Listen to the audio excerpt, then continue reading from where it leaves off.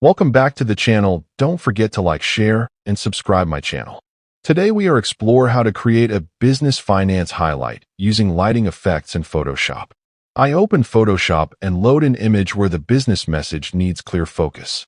I pause here because finance visuals must guide attention carefully. I duplicate the layer first to keep control. Now I go to Filter, then Render, and open Lighting Effects. I slowly move the light source toward the key finance element. I reduce the intensity so the highlight feels refined, not aggressive. I zoom in and check numbers, charts, and important business details. I soften the transition between light and shadow to keep trust intact. I zoom out and feel how the focus naturally pulls the eye. Now I add